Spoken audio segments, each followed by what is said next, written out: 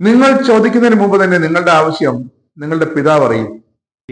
O Dio, questa offerta con la potenza della tua benedizione e degnati di accettarla a nostro favore in sacrificio spirituale e perfetto, perché diventi per noi il corpo e il sangue del tuo amatissimo Figlio, il Signore nostro Gesù Cristo.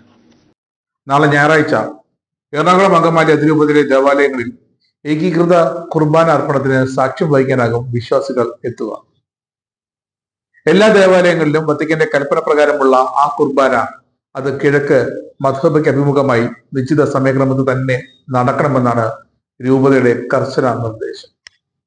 വിമതർ കുർബാന അർപ്പണത്തിൽ പ്രശ്നങ്ങൾക്ക് തുടക്കമിട്ട അതിരൂപത ബസേലിക്കയിൽ ഉടൻ തന്നെ ഏകീകൃത കുർബാന അർപ്പണം നടത്തിയിരിക്കും. അതിനാണ് ബസേലിക്ക administrator ആയിരുന്ന ഫാദർ വർഗീസ് മണവാളിനെ മാറ്റി ഫാദർ തരിയൻ ഞാളിയത്തിനെ നിയമിച്ചിരിക്കുന്നത്. ഞാളിയത്തിന് നിയമനം നൽകിയത് ബസേലിക്കയിൽ സഹവികാരിയായി സേവനമനുഷ്ഠിച്ചു വന്ന വൈദികനെയും അവിടെ നിന്ന് മാറ്റിയിട്ടാണ്. ഔദ്യോഗിക കുർബാന അല്ലാതെ മറ്റൊരു കുർബാന ക്രമവും ഒരിക്കലും ചൊല്ലാൻ അനുവാദമില്ലാത്ത നവവൈദികരായ കൊച്ചച്ചന്മാർ ഫാദർ ഡിറ്റോ മണിക്കത്തൻ, ഫാദർ ആൽവിൻ വെള്ളാണിറ്റി, ഇവരാണ് സഹായ വൈദികർ കസിൽ ബസേലിക്കയിലെ.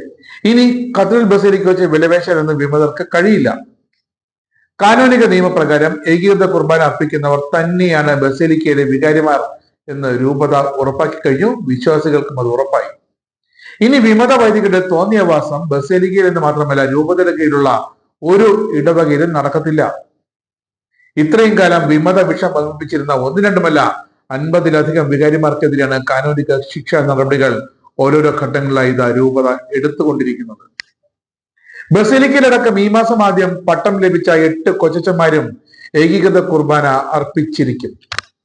വിമത വൈദികരുടെ പ്രധാന ദേവാലയങ്ങളിൽ നിന്നും സ്ഥലം മാറ്റി സഭയുടെ പുതിയ വൈദികരെ അതിനായി നിയമിച്ചിട്ടുമുണ്ട്. അങ്കമാലി അതിരൂപതയിൽ വൈസ് ചാൻസലറായി അതിരൂപതയ്ക്ക് പുറത്തു നിന്നുള്ള തോമസ് മേൽവട്ടത്തച്ഛനെ നിയമിച്ചതും സഭാ നിയമപ്രകാരം ഈ 53 പേർക്കെതിരെ ആദ്യം നടപടികൾ തുടങ്ങുന്നതിന്റെ ഭാഗമായിട്ടാണ്. കുർബാനയിൽ പങ്കെടുക്കാൻ താല്പര്യമുള്ള വിശ്വാസികളെ ഒപ്പം നിർത്തിയാകും എല്ലായിടത്തും ഏകീകൃത കുർബാന അർപ്പണമെന്ന് ഓർക്കണം. 2000 വർഷമായി എല്ലാ സഭകളിലും കുർബാന എങ്ങനെ വേണം തീരുമാനിക്കുന്നത് മെത്രാൻ സമിതിയാണ്. കത്തോലിക്ക സഭയിലാണെങ്കിൽ അത് മാർപ്പാപ്പയുടെ അന്തിമ തീരുമാനം അനുസരിച്ചാണ്. അത് ഏകീകൃത കുർബാന തന്നെയാണ്. വിക്യ സുനഹദോസിന് ശേഷം സൂര്യാരാധനക്കാരനായിരുന്ന ബൈസന്റൈൻ ചക്രവർത്തിയാണ് റോമൻ കാനോൻ നിയമങ്ങളും കിഴക്ക് തിരിഞ്ഞുള്ള ആ വിശുദ്ധ കുർബാനയും സഭയിൽ നടപ്പാക്കിയത്.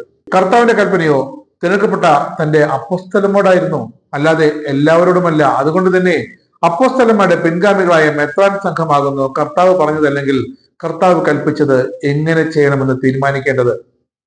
അതാണ് കീഴ്വഴക്കം. അതിൽ എറണാകുളത്തെ ഏതാനും വിമത അച്ഛന്മാർ കൂടി ഞങ്ങൾക്ക് ഇതാ ഇഷ്ടം എന്ന് പറഞ്ഞു ചെയ്താൽ അത് കർത്താവിന്റെ ബലിയാകില്ല. നിങ്ങൾ ചോദിക്കുന്നതിന് മുമ്പ് തന്നെ നിങ്ങളുടെ ആവശ്യം നിങ്ങളുടെ പിതാവ് അറിയുന്നു. ഞായറാഴ്ചയിലെ പ്രഭാത പ്രാർത്ഥനയിൽ നിശ്ചയമായി നിങ്ങൾക്ക് താങ്ങായവരെ കൂടി സ്മരിച്ചിരിക്കണം.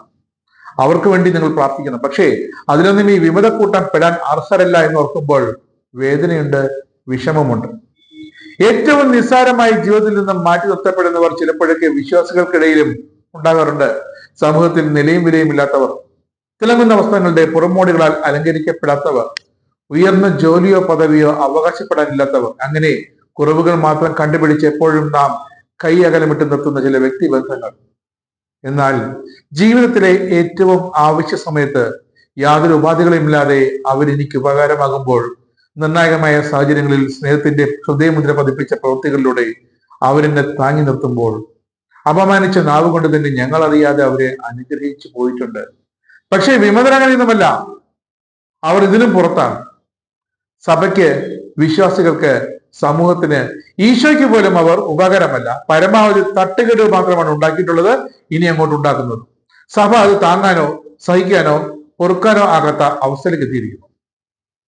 ഈശോയെ, സകല അനുഗ്രഹങ്ങളുടെയും ഉറവിടമായ അങ്ങയുടെ കരങ്ങളിൽ ഞങ്ങളെ പൂർണ്ണമായും സമർപ്പിക്കുകയാണ്.